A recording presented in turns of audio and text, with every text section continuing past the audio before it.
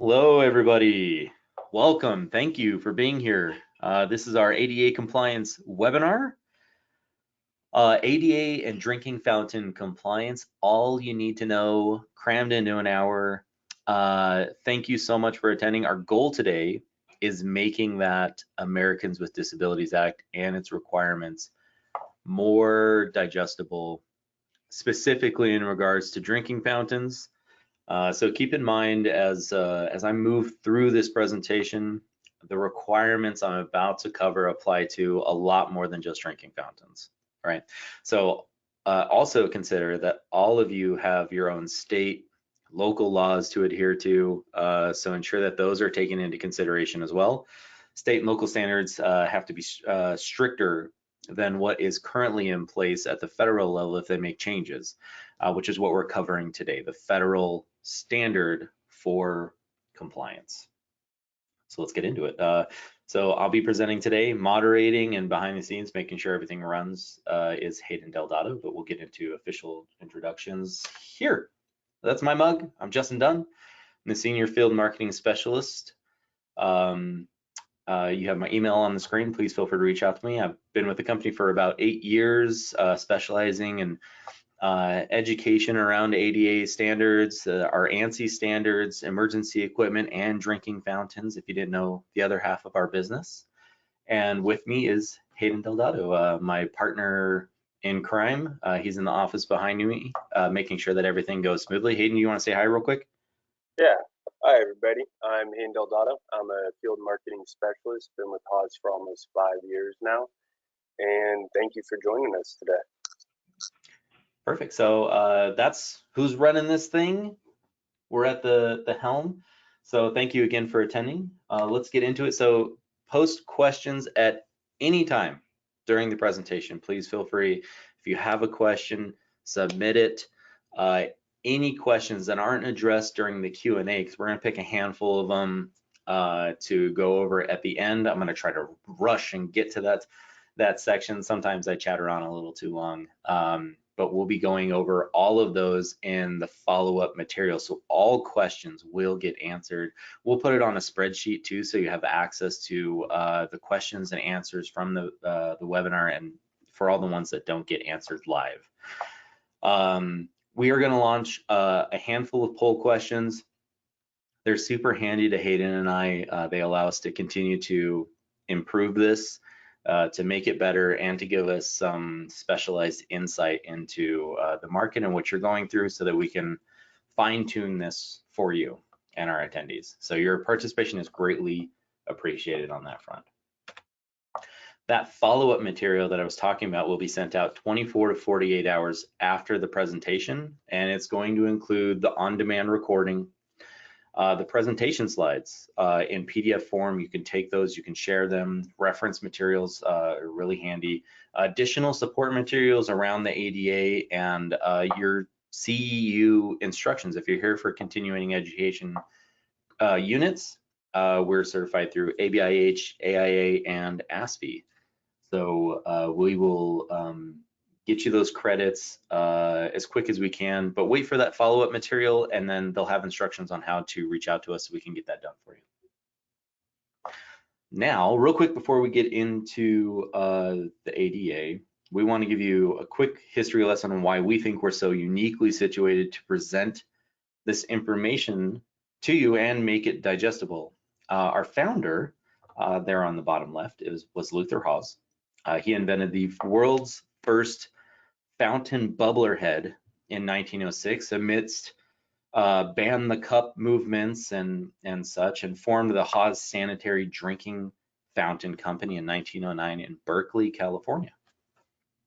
Luther was working as a sanitation inspector for Berkeley when he had the thought to invent a device that would prevent users from spreading germs and disease through public hydration, which was a big issue.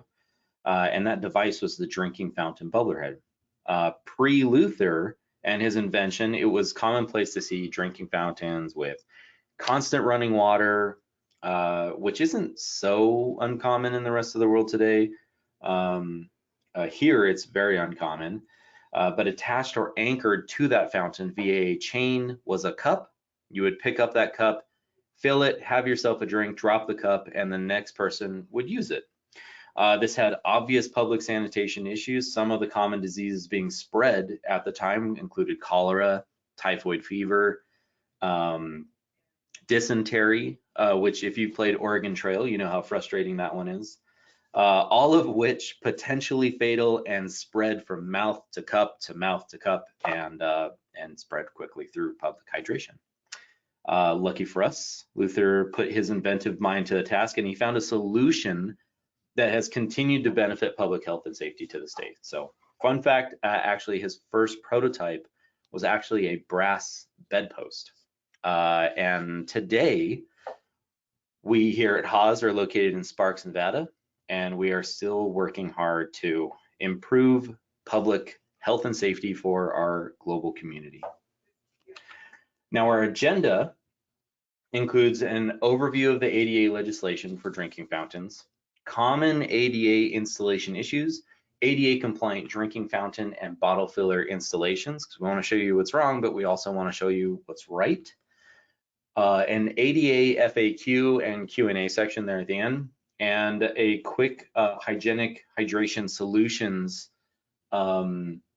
presentation from Hayden that he'll handle towards the end of the webinar, because we want to show you the right way to do it and a lot of new technology that's available to folks to make public hydration as sanitary as possible and as compliant as possible, right?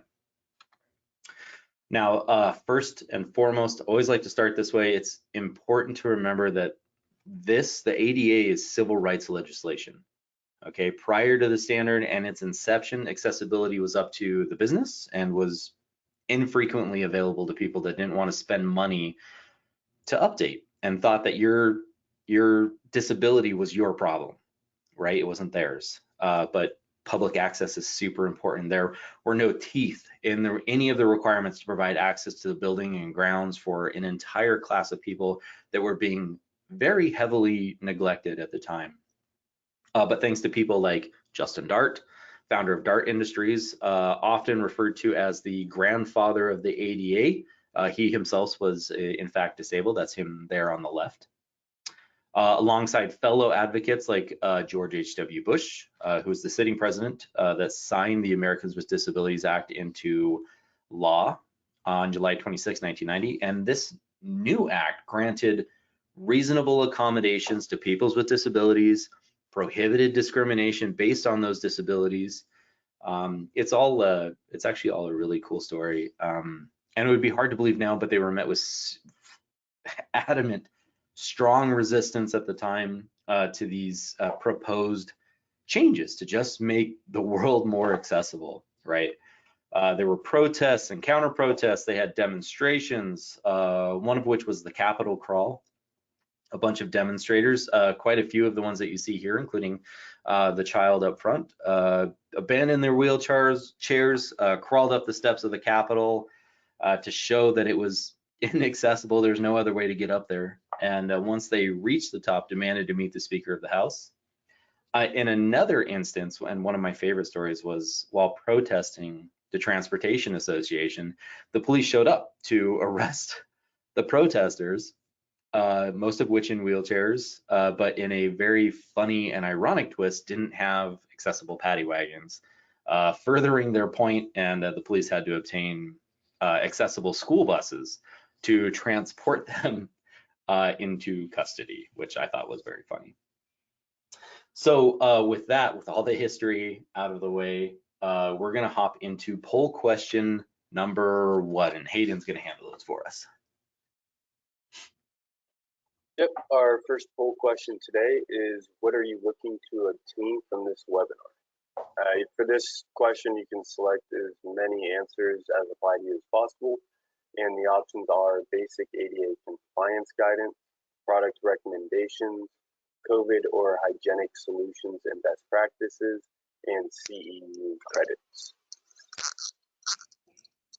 As Justin said earlier, I just want to thank everybody ahead of time for participating in our poll questions and encourage you to if you're not participating already.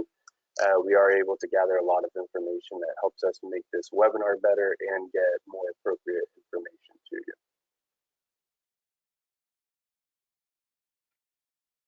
give it just a few more seconds here. All right, thank you, everyone. All right, moving on. So the Americans with Disabilities Act, 28 CFR Part 36, Title III regarding public accommodations and commercial facilities and its requirements are enforced by none other than the Department of Justice. Okay, Title III is going to be our entire focus today. And the following are the key sections of the standard pertaining to drinking fountains specifically and their compliance. Remember too that Hayden is going to send out those slides to everyone after the presentation, so you can reference them later, okay? Or Hayden and I are going to have our buddy on the other side of us, Danny, send those out to you. And quickly, since I always get asked, Title II covers state and local government, and Title I has more to do with anti-discrimination of disabled employees, disabled persons, okay? So I want to kick this off by talking about section 36.403, which gives us a list of priorities when making alterations to provide accessibility in a facility. And you're going to notice that in the list, drinking fountains takes a pretty high priority overall, even over accessible parking. The entrance, route, restrooms, public telephones, fountains, as well as parking, storage, alarms, are all high priority items, basic human necessities when navigating the world, okay? All walks of people, of life, all people everywhere need water. It's right at the top of the list of things we need to survive. And we need to ensure that it's easily accessible to everybody to support our health and our neighbor's health. Now, Chapter 1, Section 102 just lets us know that this document contains both adult and children's requirements based on average human anthropometrics, okay, which is just measurements of the human body. Children, and this is important, are defined as ages 12 or younger in the ADA, and their reach ranges, etc., are defined as such, and I'll go over those in a little bit. Chapter 2 explains that there is, where there is one fountain, typically a high side fountain, that there must be two fountains, okay? Local building codes determine the number of drinking fountains that must be installed based on occupancy and a few other factors. This simply states that there must be a high fountain and a low fountain. And what most people don't understand is that the low side fountain is not the only fountain that's designed for people with disabilities. Okay, the high side fountain is also a disabled accessible fountain designed for those with bending and stooping disabilities. Okay, and those people may be using a walker, cane, crutches, etc., and may not be physically able to utilize the low side fountain. Okay, so other than aesthetics, drinking fountains are not designed for able-bodied people, and it's reasonable to assume that if you are an able-bodied person, you can take a drink of whichever fountain that you choose. So if you are installing a single fountain in your facility or in a park, you must satisfy this requirement and install a second fountain. They don't even need to be next to each other. They can be separate or either end of a hallway, but both have to be present. 211.3 is referred to as the 50-50 rule. It's an easy way to remember it, and simply states that half of the units installed need to be high fountains and the other half have to be low fountains. Super straightforward, okay? There's an exception I'll cover though. So for an example, if you were installing 6 new fountains in the building, you couldn't do 4 high and 2 low. You have to provide 3 high and 3 low. That exception to the rule is where the number of fountains yields a fraction, okay?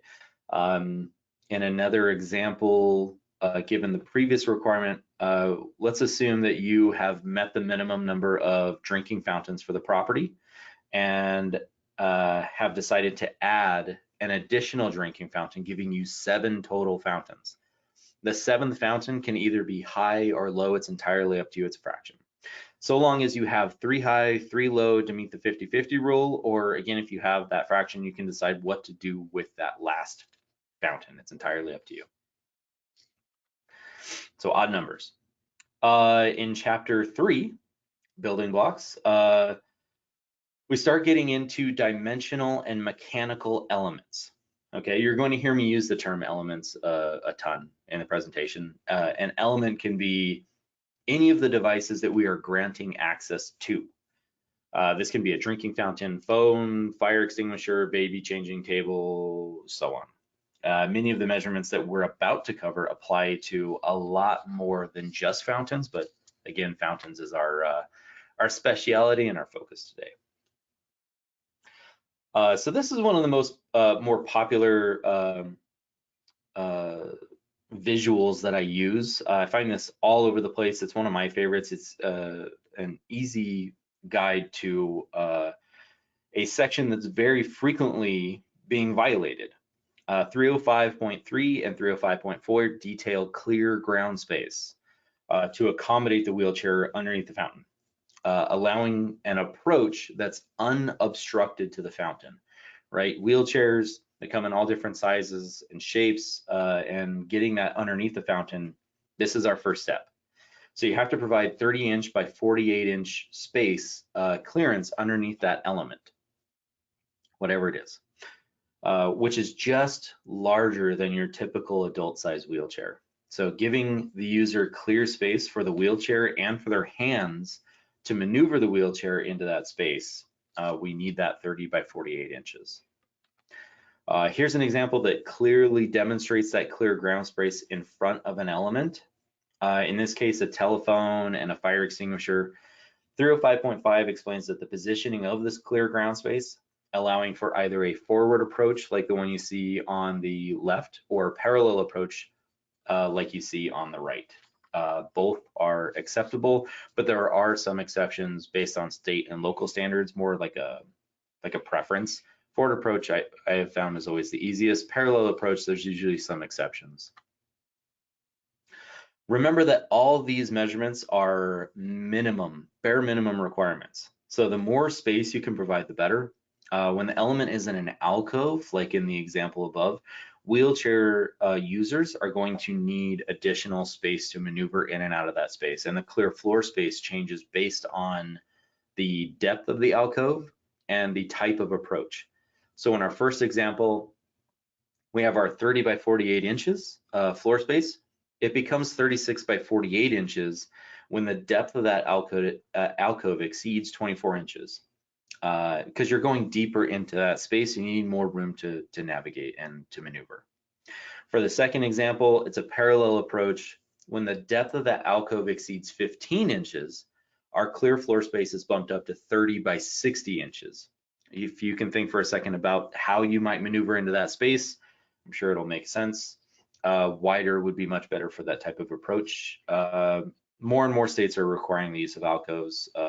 It's very commonplace nowadays. And it just makes sense to remove that element and that space from the path of travel, like a hallway. Extending up from that clear ground space that we just defined is our toe and knee clearance. So try to think of this clear area as a 3-dimensional space. Our toe clearance is 9 inches from the ground to the bottom of the element. Our knee clearance is 27 inches from that clear floor space up to the bottom of the front of the fountain. Obstructions anywhere in this yellow highlighted area are unfortunately a common compliance issue. I've got an example I'll show you. I've got some great examples coming up that we've just kind of found out in the wild. This space underneath has to be clear, and it includes any space between the victim's knees too. So any P-traps, hanging phone books, anything else like that. That's completely unusable space. Now that I've thrown all those numbers at you, let's get to poll question number 2. Hayden? Thank you, Justin. Our second poll question today is, how likely are you to purchase, retrofit, and or specify touchless hydration products post-pandemic? The answers for this question range from extremely likely, very likely, somewhat likely, and then not at all likely. If you've joined us a few times for this webinar, you'll also notice that this is a new question. We are looking to just gather a bit more information on this and make sure that we're getting you everything.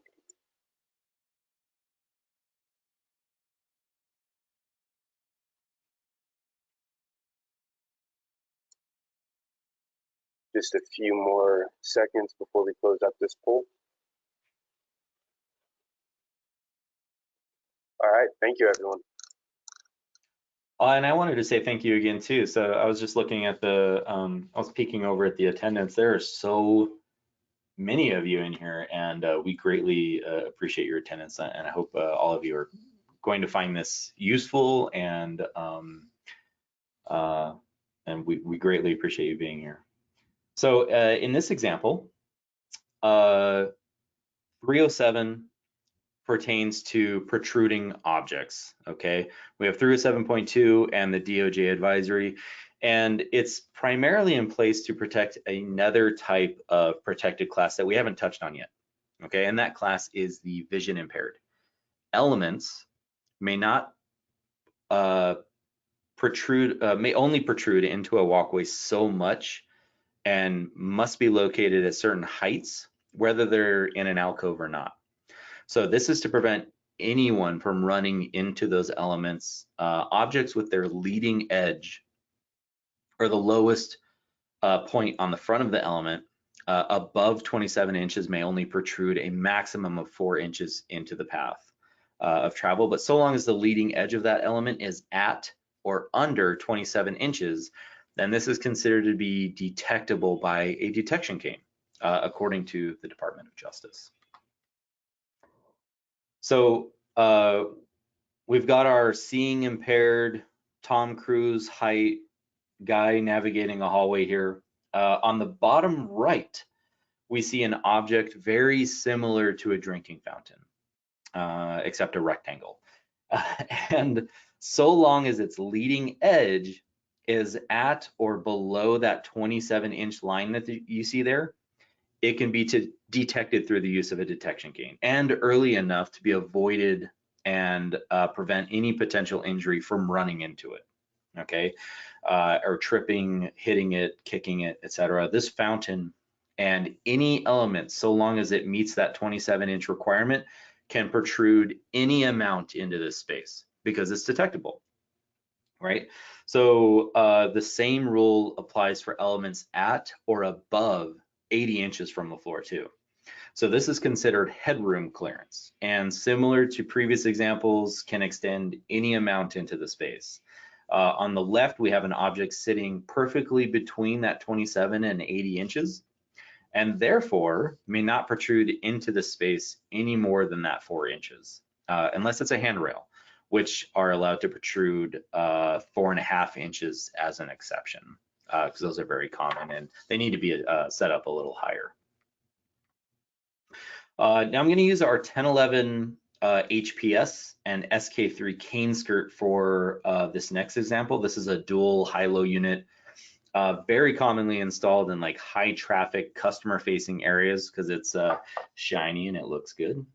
And it's a great example of what your typical high-low ADA installation looks like, just with fountains, no bottle fillers. The SK3 cane skirt is what we need to focus on here. So where drinking fountains cannot be alcoved, which not all states require it, most states probably will eventually. It's becoming industry standard. But where they can't be alcoved out of the path of travel, a cane skirt must be used to lower the leading edge of the high side fountain to 27 inches to also make that side detectable. So when you're using a detection cane, if unassisted, you're generally following what is referred to as a shoreline or the outermost edge of a space. And since the visually impaired may need to detect something on either side of the room or hallway, they may be traveling in either direction. And without the cane skirt in place, there will likely be incidents where people will run into the high side fountain, or they'll have a difficult time finding or detecting it, which is why we use the cane skirt. We have to lower that edge. So again, many states still don't fully utilize alcoves. And until they do, cane skirts are the answer to this particular issue. Now, section 308, this covers reach ranges. Okay, another important requirement when something like a bottle filler is installed or other element above a drinking fountain is totally fine, but much more commonplace to find a bottle filler up there. Or when you're using something like a baby changing station. So the slide is straightforward. If your reach is unobstructed, like in the photo on the left, then you have a 48-inch max, 15-inch minimum reach range. Any buttons, handles, sensors, etc. have to be located within this range. But as soon as we introduce an obstruction, our reach ranges are diminished, right? I had a little brother and he was built like a redwood tree. He was much bigger than I was. He used to do that thing where he'd hold his hand on my forehead and I couldn't reach him. It's a lot like that, kind of. So when an object shorter than 20 inches is in this place, we keep our 48-inch high reach range, but our low reach range disappears, right? We now have that obstruction in place, okay? Since we now have that it's probably a fountain or it could be a similar element in place. When reaching over an object that is 20 to 25 inches, our high reach range is shortened to only 44 inches, which makes sense. Generally speaking, drinking fountains are shorter than 20 inches. So the middle example will be what our reach ranges are going to be for fountains, usually. Remember, we want to make things as easy as possible and not create a challenge for any disabled persons. The DOJ advisory defines reach ranges for children based on age because they grow like weeds. Now remember, the children are defined as age 12 and under in the ADA, but it's broken down by age. These are all reach ranges that apply to both forward and parallel approaches to an element. So starting on the left, we have ages 3 and 4, which is 36 high, 20 inches low. Ages 5 to 8, 40 inches high, 18 inches low. And then 9 to 12, we have 44 inches high, 16 inches low. And you can see the correlation by how tall they are getting and how their reach ranges are affected. Obviously, their arm reach range is affected by that growth and extends their reach up. Ages over 12 are expected to utilize adult drinking fountains because by then they should be about tall enough. The only places you'll typically find children's fountains in use is the school systems, daycare facilities, and similar facilities where many children are supervised by fewer adults. Okay, in public, the expectation is really that an adult is present to assist children with using fountains and other elements. In chapter 6, we get into the specifics regarding plumbing elements and their measurements. First off, 602.2 covers clear floor space and the necessity to have that clear floor space centered on the unit, not on the alcove. This is super important. This is for a forward approach, as a parallel approach needs to be set up differently. Obviously, our toe and knee clearance must also still be available. There is an exception included here for parallel approaches to children's use units, though, allowing a parallel approach so long as the bubbler or spout is at a certain height and depth, okay? Knee and toe clearance begins to diminish pretty quickly as we lower fountains for children's use. So the use of a parallel approach is an important option to have in those settings, especially considering that children's use wheelchairs are oftentimes adult wheelchairs. Custom sized wheelchairs can be expensive and they can be pretty quickly outgrown. So a parallel approach can help to solve this issue for many parents and guardians that can't spend the money on a brand new wheelchair every couple years. Some of them are adjustable though, which is handy. Now here's a really good illustration of the floor space and how they need to be centered on the elements themselves. So as far as the fountain goes, since the clear floor space is intended for the wheelchair user, it's centered on the left low side. Okay, and since there's no real floor space defined in black and white in the ADA for the high side, the floor space can spill over under the high side fountain as much as is needed. Okay, there's no reason it can't extend underneath it. Many make the mistake of centering the floor space on the alcove, which leads to expensive tear outs and redesigns. It's too close, you can't maneuver your wheelchair up to it.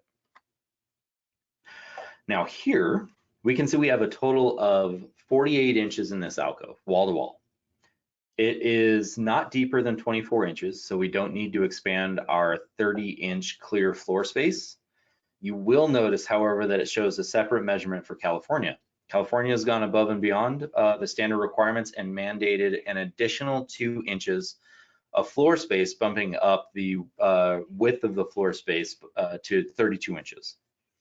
So long as, again, state requirements go above and beyond the federal standards, they can supersede them. Okay, and that's more space. That's reasonable and more strict. Centering the fountain is not mandatory, by the way, but does make, of course, the installation more aesthetically pleasing. If the alcove was deeper than 24 inches, remember that we need a total of 36 inches of total ground clearance to allow for more maneuverability for a forward approach, okay? Because it's deeper, we need the extra space. For California, we have our 32 inches and 30 inches elsewhere centered on the low side fountain. Now, center line to center line, these fountains are separated by 16 inches, which means we need an additional 16 inches of space on either side of the fountains total to meet our, say, 32-inch minimum for California. And really about, without the additional 2 inches for California, an alcove that is 4 inches smaller total, 2 inches less on each side, right? And to keep it centered in the alcove, which again is not mandatory, by the way, it's just aesthetically pleasing for the area. Since there are no obstructions under the high side fountain, our primary concern is that wall. So remember, if it is at all intruding into our floor space, the alcove would need to be redesigned, or the fountain would need to be shoved over so that the high side fountain is closer to the alcove wall, giving us more clear floor space centered on the low side fountain, okay? With all that, sorry, that was a mouthful. Let's get into poll question number 3.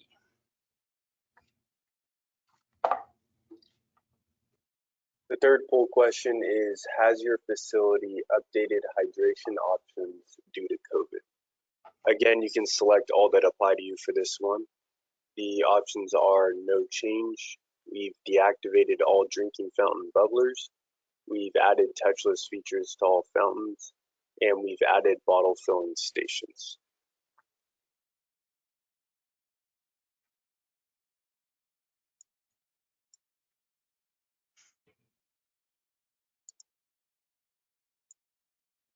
We have a lot of responses coming in for this one. I like to see that. Thank you.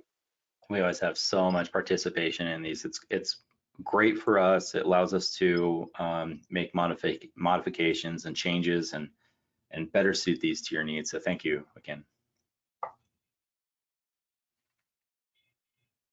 Thank you for your participation. We're going to close this one up.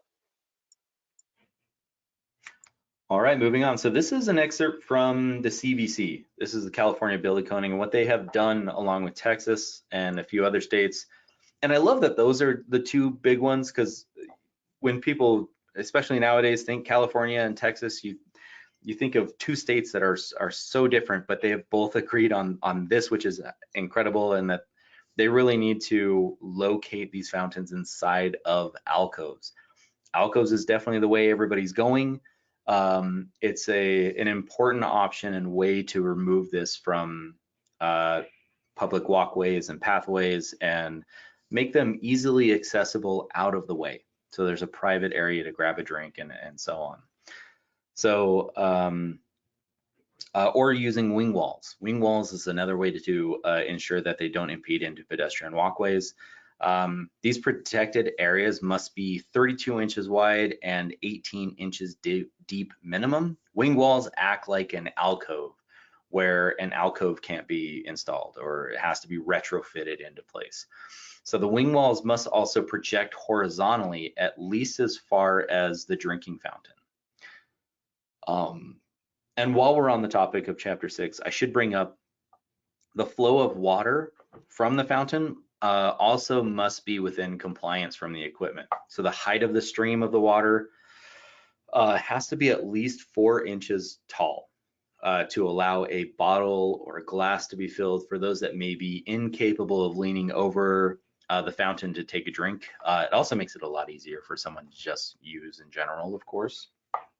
Luckily, Haas drinking fountains, we have a little hole there on the front of the button. Small flathead will get the job done. That's where the adjustment for the valve is. Now here we have our first example. This is an interesting example we found a while back. The issue here is a bit obvious, I think. Hopefully everybody's catching it right away. In this installation, we have the low side installed on the right and a large gas line obstructing our toe and knee clearance underneath the fountain. This could be fixed by just swapping the 2 fountains. That's all it would take. It doesn't matter which side it's on. And that way we would get our clear floor space on the left side with the low side fountain on the left. So long as we have our 30 inches or 32 inches for California between the cast line and the wall on the left, then we'd be totally fine and back to compliance. That's all it would take is switch those fountains around and a little work on the wall to hide the holes. Okay, and I have a couple more examples coming up, but I want to touch on children's use real quick. Section 602.2 gives us the maximum bubbler height of 30 inches and a 3.5 inch maximum depth for the bubbler from the front edge of the fountain. This is important. If it's too deep, it's going to be difficult to access. This also allows us to forego our previously mentioned knee and toe clearance, since we can lower the fountain where the users are intended to be children.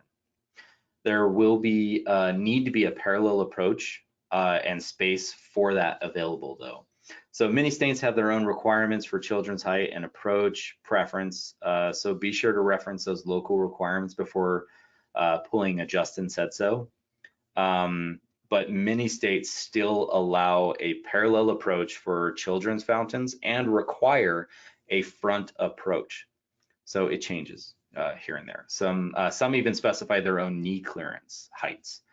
So with that said, let's move on to a few more examples. This one I just found and I added it very quickly before the webinar, but we have 2 issues here.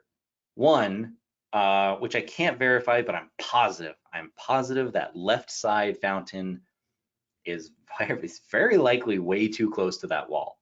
The fountain on the right, the ADA one, the wheelchair accessible one, is totally fine. That's clear. We have all our knee and toe clearance available underneath that one.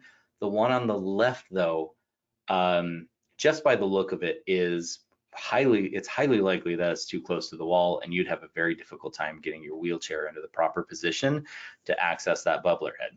But there's another issue that I wanted to mention, and that is the activation and height for the bubbler head. We have a 48-inch max reach range, but that's unobstructed. So with an obstruction in place, that reach range is diminished. This activation, the button at the top here, is way out of the reach range for wheelchair accessibility. Okay, it's way too tall. The thing here is this should have been installed here. Okay, and I'll get to that requirement here in a minute. But we have specific requirements for how to add a bottle filler to drinking fountains as well. And if it had just been installed on the low side on the right, we would have been really easily back into compliance. Now, lots wrong here in this photo too. In this one, their intention was to install a high-low fountain with a 3rd child height fountain in a cascading design, which does look really nice. But it's all mixed up and backwards and terrible. Good looking fountains though, I gotta say, good looking fountains. So first, our clear floor space and our knee clearance is being obstructed by what was intended to be the child height fountain on the left. And what should have been the ADA fountain, since it has the longer arm out from the wall for easy access. Not only is the fountain way too short for our knees and to get underneath the fountain, but a wheelchair is going to have a lot of trouble maneuvering to that fountain while your knees or the wheelchair arm or whatever is hitting the fountain on the left. So the high-low combo on the left should have been installed on the right, with the single fountain on the right installed on the left.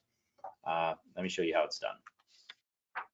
So this is the 1311, the 1501. These are one of our some of our popular units, and to demonstrate what that compliance, I'm going to use these to show you exactly what should have been done. So here, basically the mirror image of the example I just showed you, but compliant. The 1311 high-low unit is installed on the left with the 22 inches between the center line of the center fountain, or what is supposed to be the wheelchair accessible ADA fountain, and the child height fountain on the right, giving us plenty of room for our clear floor space that you can see here. So this is extended up from the ground. It's under 27 inch, or it's at 27 inches, I should say, so it's detectable. And we have our clear floor space underneath the high side and all the way to the child height fountain on the right. And that is exactly how that should have been done. But unfortunately, they kind of, I don't think estimate or thought about that fountain being an obstruction and just wanted them very neatly spaced and put on the wall. And let's do a couple of outdoor examples, because those are often an issue for ADA compliance as well. So this is a 3300 FR. This is a freeze protected unit. You can tell by the buttons on there. Those are air operated valves. So the water is actually underground. You press that and air releases the water from underground where it's not going to freeze. And you can see that our floor space underneath the unit is obstructed by that wall on the left. So it simply just needs to be moved away from the wall to be compliant again. If a field inspector or just informed person with a disability found this unit, it would likely mean a tear out, reinstall, and someone might have left feeling a little thirsty. There are quite a few avenues to report this kind of non-compliance and issues, one of them being through the ADA website and the DOJ. Now here's another example of outdoor compliance. So this fountain, for example, has an adjustable arm. It can be adjusted for either adult ADA or child height. These are incredibly common in public parks, especially because of their ability to accommodate both ADA and children's height when installing these fountains, okay? Now I wanted to use this to give you a couple examples outdoor of compliance. Now we have our unit outdoor here. This is a 3150, or if it was any other outdoor fountain, but this one in particular is installed against a wall. It could be a building, railing structure, or whatever it is. The center line of the wheelchair accessible fountain needs to be a minimum of 15 inches from the wall to give us our 30 inches of clear ground space, and will of course need to be 48 inches out from the base. This is standard across all installations. We have to have that, whether it's indoor or outdoor. And then I have a little space there defined. It's not in black and white in the ADA, but there is a generally agreed upon space, clear floor space for a standing fountain for the high side, and that's 30 by 30 inches, and that's just based on the general width and depth of walking devices, crutches or a walker and things like that. They need space for those as well. Now, common practice in public parks is to pour a pad of concrete specifically for the fountain to help remove the fountain from the pedestrian walkway. and give users a firm surface to stand on. So this is what that would look like. We would need a minimum pad size of 69 by 52 inches deep and wide, respectively, with the low side facing the path of travel for an easy forward approach. We always want to prioritize that low side fountain and its access. Different example this time, just with wing walls or guardrails in place. All requirements remain the same. We just want to show what it looks like prioritizing that low side fountain. You have enough space inside in front of the high side fountain for that 30 inches of space for standing persons, and you have the path of travel and easy access to the low side fountain. Okay. Short lineup, all ADA compliant units. My favorite, third from the right, I love the dog bowl is my absolute favorite. I've got a couple dogs at home. We love running into those at parks. But all outdoor ADA accessible fountains that you'll probably run into on a regular basis, just so you have an idea of what all those different types look like. Now, for those who may not be aware, the 2010 ADA standards for accessible design was derived from ANSI A117.1-2019. The updates that these standards last received, including additions for bottle filling stations to the drinking fountain. Section 602, as you can see on the screen, remember this, in addition, a bottle filler does not replace a drinking fountain ever. Unless you have exceeded your quota for the number of drinking fountains in your building and can then replace one of them with a bottle filler, okay? 602.4 indicates that the bottle fillers must adhere to 0.4.1 and 0.2 regarding clear floor space, which again is that 30 by 48 inches.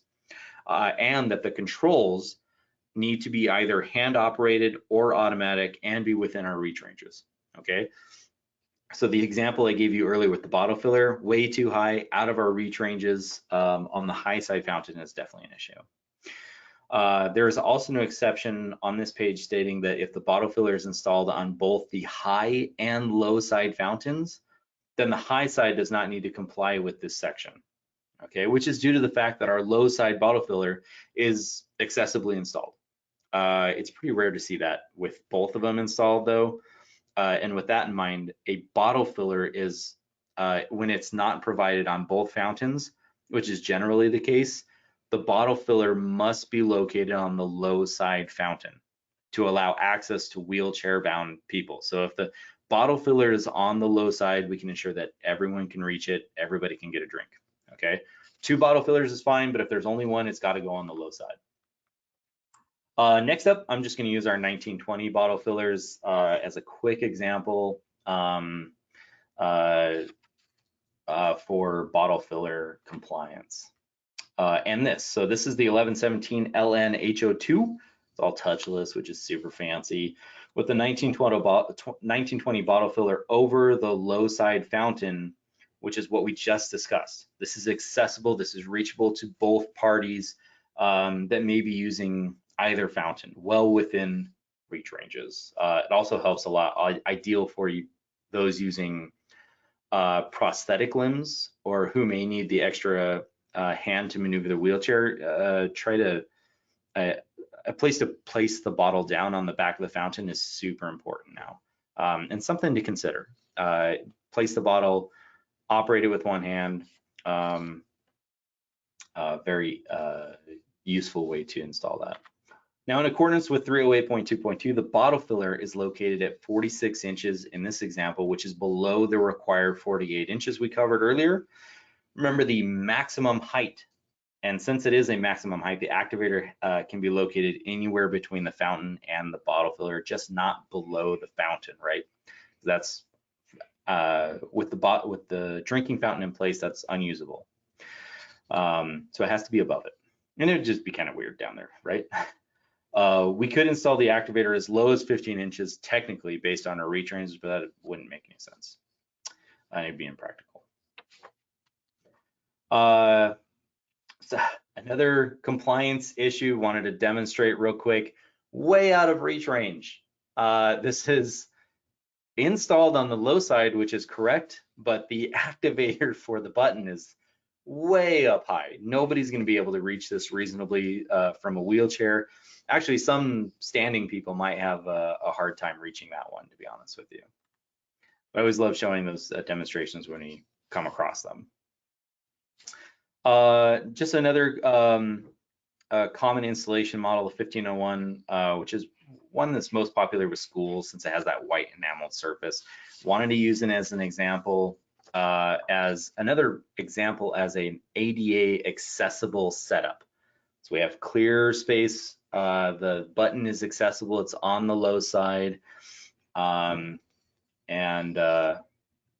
is another example of a fountain that could be used to very easily meet ADA accessibility. Same thing with the 1311. This is a 1920 with the 1920 on it.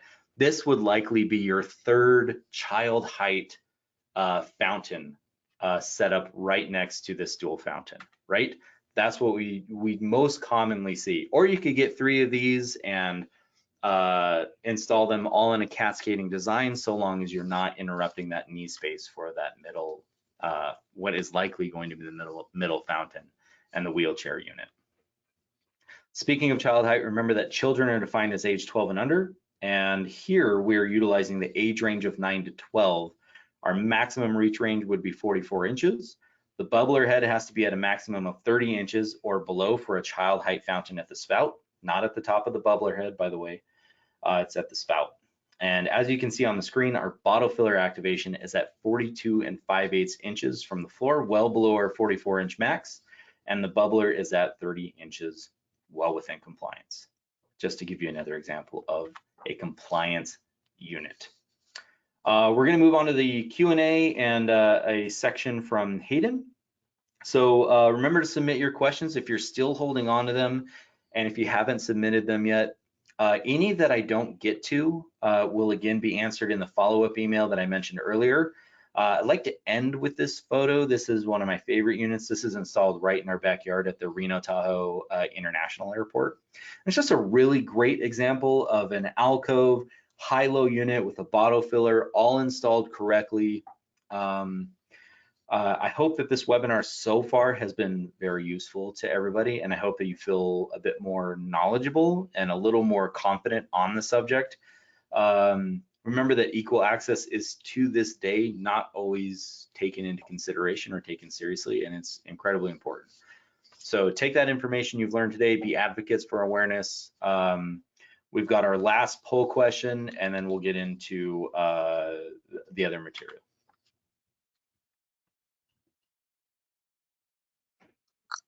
So for our second to last poll question, we have what percentage of time do you specify a bottle filler when specifying a drinking fountain? If this does not apply to you, you do not need to answer. Don't put 0%, please. The options are 75+%, 50 to 74%, 25 to 49%, 1 to 24%, and 0%.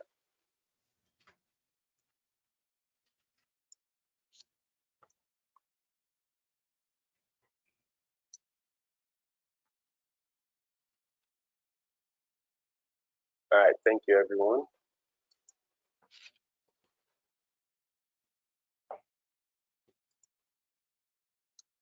Justin, if you could go ahead and move on, thank you.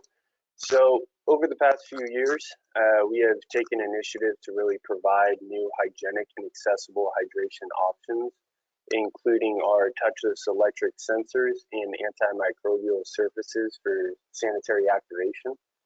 Both of these activation options can be added to both new and existing units with easy to follow instructions for quick installation when you're out in the field. And I'll provide a little bit more information about this on the next slide as well.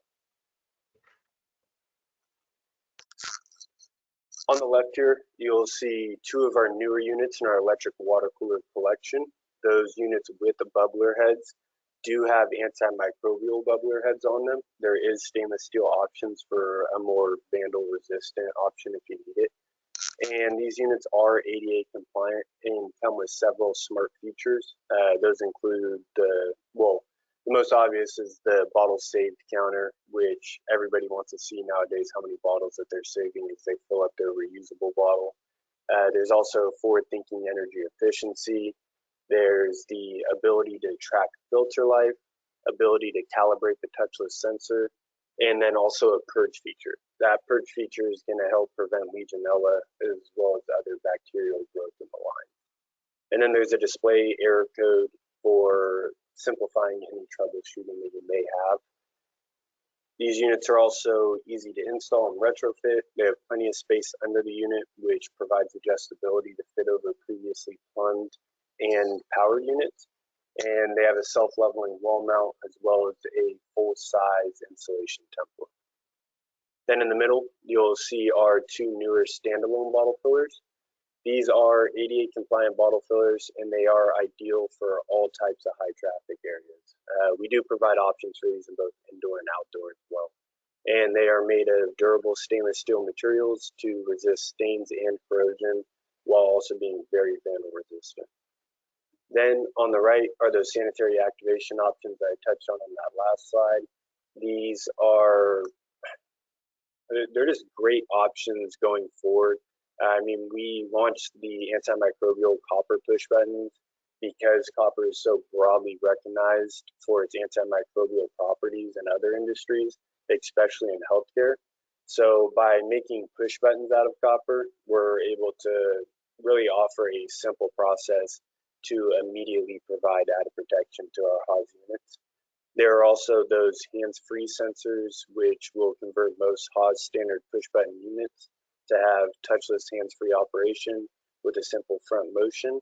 And like I said, these are available for retrofit kits, and you can also order them on a new unit as well. We'll get into our final poll question. Would you be interested in learning more about the HAWS touchless hydration product?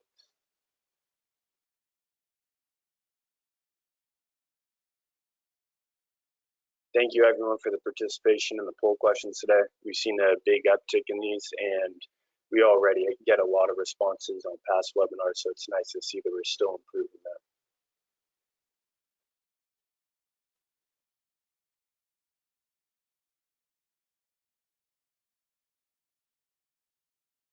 Still have quite a few answers coming in, so we'll give a few more seconds on this.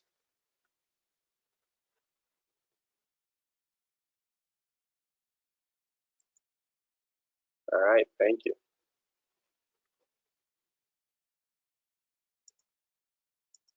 Okay, and then So, Hayden, why don't you handle the FAQ, and then I'll answer any of the questions that came through.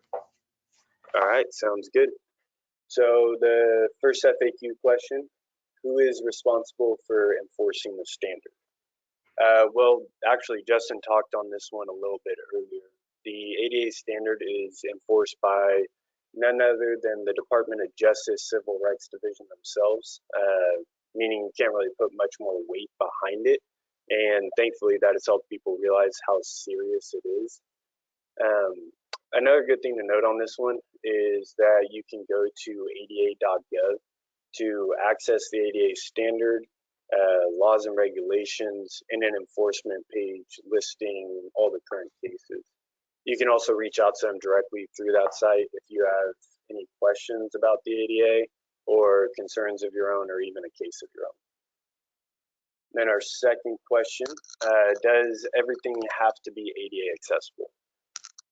Well, no, not everything needs to be ADA accessible, but you do need to understand if you're building your business has places designed for public accommodation. That can be restaurants, parks, airports, apartments, things along those lines. And if your answer to that is yes, then you will need to ensure that you have accessible routes and that the elements of the building are also accessible. That does also apply to private businesses if they have 15 or more employees, but that does differ a bit off the state. And it's also good to remember that there are, of course, areas in certain facilities where wheelchair access, for instance, should be detoured. You don't need to have wheelchair access to your cooling tower at your local power plant. And just remember to think of where you have given access and continue to make the appropriate changes going forward. All right, so what's our we'll do rapid fire real quick and then we'll close. We'll try to get through like maybe 5 questions and see how we do on time, and then we'll close out. So what's our first question? Sounds good. The question we've seen the most is, how do I know how many fountains I need in a project? Oh, okay. So I like barely touched on that earlier, but it's based on your local code, your local building code. It can't be found in the ADA. That building code will determine the number of fountains you need based on occupancy for your building, the type of building, and a few other factors. But that's where you get that information on how many fountains total that you need inside your facility. And that number won't include bottle fillers. Bottle fillers are an accessory. Does the ADA apply to eye wash and shower equipment? Yeah, so we get this question all the time, and it does. Most equipment needs to be accessible. Many aspiring and or well-established scientists, medical professionals are also people with disabilities. Colleges, high schools, and the professional work setting all have to have emergency equipment, and oftentimes ADA compliant emergency equipment as well. So it applies to safety equipment, it applies to changing tables, it applies to fire extinguishers, it applies to so many different things. Does the chiller on an electric water cooler interfere with knee clearance? Oh, with the knee clearance. So the way that the chiller is designed is in accordance with the ADA standard. So many of the examples that we've used in the presentation were not your typical drinking fountain layout, but an electric water cooler. They provide the necessary toe clearance and knee clearance, even with the chiller located beneath the fountain. And if you think about how your legs are situated in a wheelchair, you need that 9 inches of toe clearance, and then you have some space, and then your knees underneath the fountain are that 27 inches and up. And so there's a couple other smaller dimensional numbers in there that affect that, but 9 inches and then 27 inches are the total clearances that you need, and they're designed around the ADA standard. All right, this may be my favorite question that we've gotten yet, especially because I see it so often. My work still has the fountain shut off and the bubbler heads covered. What needs to be done to get them working again? Oh yeah, that is a good question. So if the unit or the units have a bottle filler that has been utilized during the pandemic, then the majority of the water supply line has been regularly cleared out with clean drinking fountain through the bottle filler, which is really good. If, however, there is likely a small portion of the supply leading directly to the bubbler from that supply line that needs to be cleaned out, possibly even using a small brush to clean the poly tubing in the fountain, as there may be, I mean, we did this for years, right? So there may be some nasty stuff growing inside, given that it's been 2 years and no water was probably moving through that bubbler head. So get in there, clean it out. Definitely don't take the first drink, and you can get it back into working shape. For units without a bottle filler, we suggest descaling the line, again, cleaning out the supply lines before taking a drink and doing some basic cleaning of the bubbler head or heads to get it back into working shape. But focus on those supply lines, try to clean them out, and or replace them if you need to. All right, and then I know that we've already hit on this one, but I think it'd be good just to touch on real quick again. Where can I get a copy of the ADA guidelines? We in general, we get that question a lot. So you can go to ada.gov. You can find all the guidelines laid out there. It's free of charge on their website, and you can find a whole bunch of other useful information on the guidelines there on the website. And then our final one is, can I remove my drinking fountain and replace it with a bottle filler? Nope, don't do that. Drinking fountains are still required by law. Not everyone has a bottle or a cup with them to utilize a bottle filler. It's even my favorite option. I love using a bottle filler. I use it all the time. I've got a bottle on my desk right now. It's definitely the preference these days. So the drinking fountains need to remain so that folks without devices can still access clean drinking water, right? It's a basic human necessity, and making sure that we all have easy access to it is incredibly important. So with that, I think that was 6. We're all good. All other questions submitted, we'll all lay them out in the follow-up materials and get those to you. Please utilize our website, www.hosco.com. It's an incredibly useful resource for both drinking fountains and emergency eye wash and safety equipment. It has specification sheets, white sheets on certain topics, tons of resources. Our customer service number and information is there. We have a top of the line customer service team here at Haas that we are incredibly proud of, and would be happy to help you. Our technical support team is right there with our customer service team, highly knowledgeable. If you need help with anything, either of these teams would be happy to help you. We also have a live chat on hosco.com. If you don't want to give us a call and you just want to have a quick chat about a topic, you can reach out through live chat on hosco.com. And then I just wanted to mention real quick too, we have a new upcoming product-based webinar that we will be communicating with soon, that we're going to try to follow up this webinar with. So stay tuned for that. And that's it for the webinar. Thank you everybody for attending. We at Haas really appreciate all of your support, the attendance. The follow-up email will be sent out soon with the questions that were submitted and of course the answers by yours truly. Additional tools, CEU credit instructions will be in that email. So if you're here for the CEU credits, instructions will be in the email. Please utilize the contact information on the page. Thank you so much for your attendance. We greatly appreciate it. Go forth, be advocates for compliance, and we'll see you next time.